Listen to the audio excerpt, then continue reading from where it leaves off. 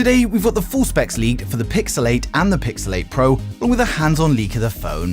So first story of the day, we've got storage variants confirmed by Roland Quant of WinFuture, and he advises that the Pixel 8 Pro is going to come in a choice of 128, 256 or 512 storage, then the Pixel 8 comes with a choice of 128 or 256.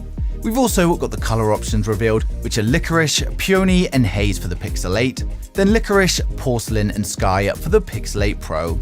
Now the exact shades are still unknown at the moment, but there's also news of a potential jade color coming as well.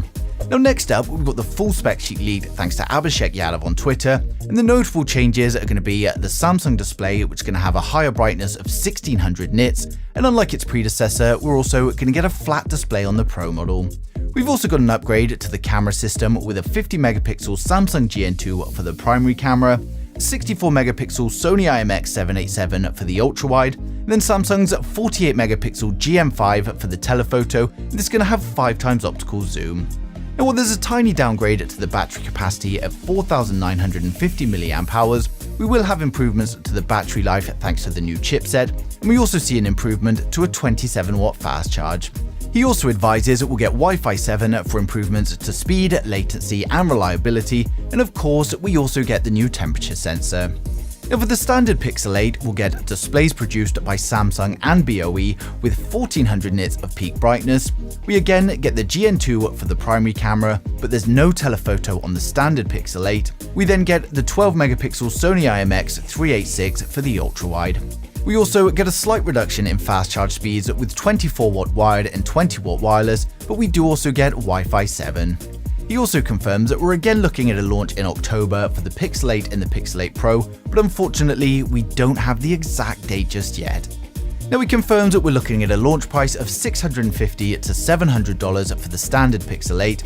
While we don't have any information on the Pixel 8 Pro, we can use this to estimate that if the usual price gap remains, we're going to be looking at about $950 to $1,000. Next up, we've got news of a new feature that we weren't expecting to see, and that's going to be a new desktop mode to rival Samsung's DeX.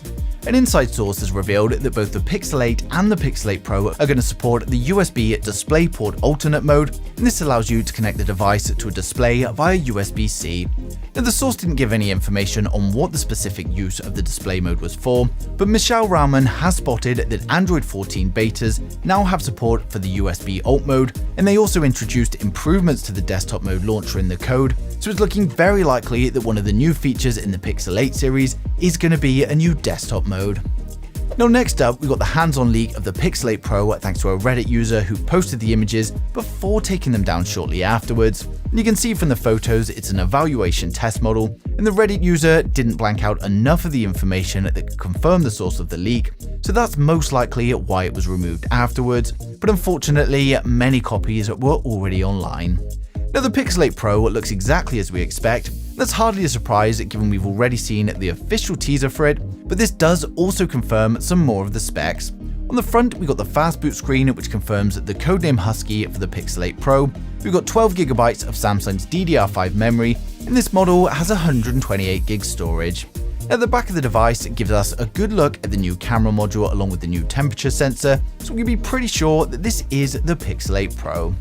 Now of course, with the Pixel 8 series, both are going to take incredible photos thanks to the new primary camera upgrade, and we're hearing of new features like video and blur that's going to bring improvements to your older videos. Well, it's probably not going to be worth upgrading from a Pixel 7. For those of you on older Pixels or getting their first Pixel, then it's definitely going to be one to consider. Now of course, the leaks are likely going to come flooding in now, and I'll be sharing them as soon as they do, so make sure you subscribe so you don't miss a thing in the future.